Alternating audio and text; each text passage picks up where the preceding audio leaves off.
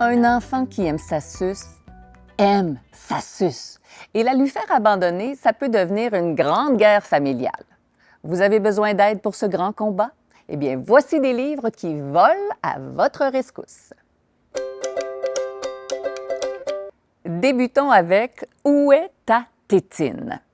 Petite Souris s'intéresse aux suces de ses amis. Certains en ont vraiment plusieurs, certains en ont même qui sont abîmés.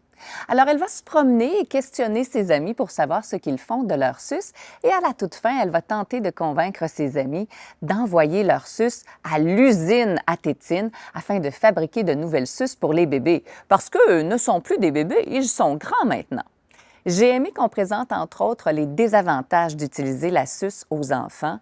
Par exemple, c'est difficile de te comprendre lorsque tu parles avec une suce dans la bouche.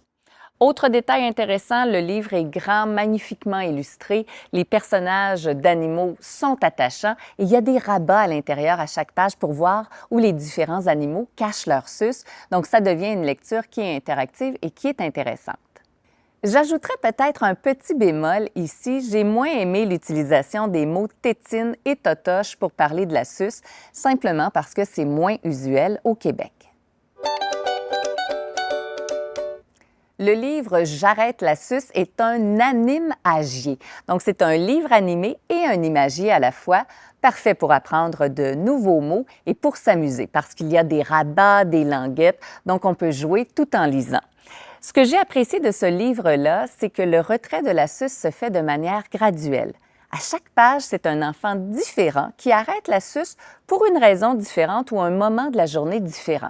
Par exemple, on peut prendre entente avec l'enfant qu'on arrête la suce à la garderie ou qu'on arrête la suce la nuit pour finalement arrêter la suce tout le temps.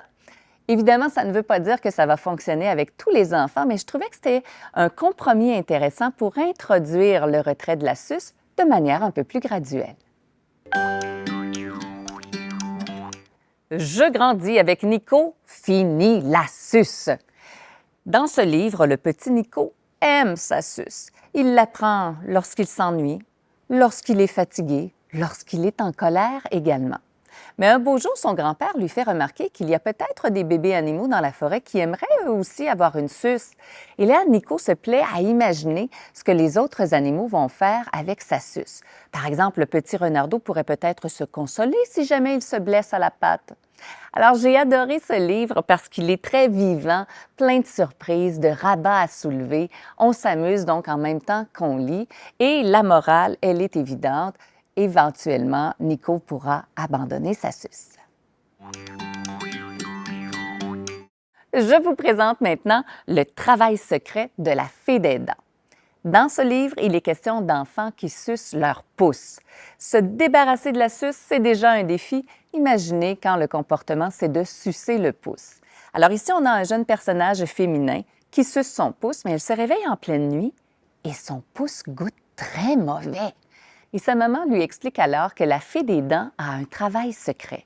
Lorsqu'un enfant est prêt à arrêter de sucer son pouce, elle le transforme en un pouce dégoûtant, ce qui aide l'enfant à arrêter de le sucer.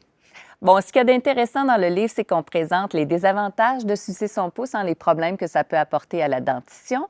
On propose également des suggestions pour aider à abandonner le suçage du pouce. Par exemple, de mettre un pansement, un diachylon tout propre sur le doigt. Quand on se le met en bouche, on a donc le réflexe de réaliser qu'on est en train de sucer notre pouce. Un détail que j'ai trouvé intéressant, c'est que les enfants illustrés dans l'histoire sont quand même assez âgés, je dirais facilement 5-6 ans. Alors, si vous avez un grand à la maison qui suce encore son pouce, je pense que c'est un livre qui est mieux adapté pour lui qu'un qui représenterait, par exemple, des bébés. Terminons avec Cajoline, au revoir, la suce. Cajoline a grandi, elle est prête à abandonner sa suce, croient ses parents. Alors, ils vont lui proposer de l'envoyer au roi lapin.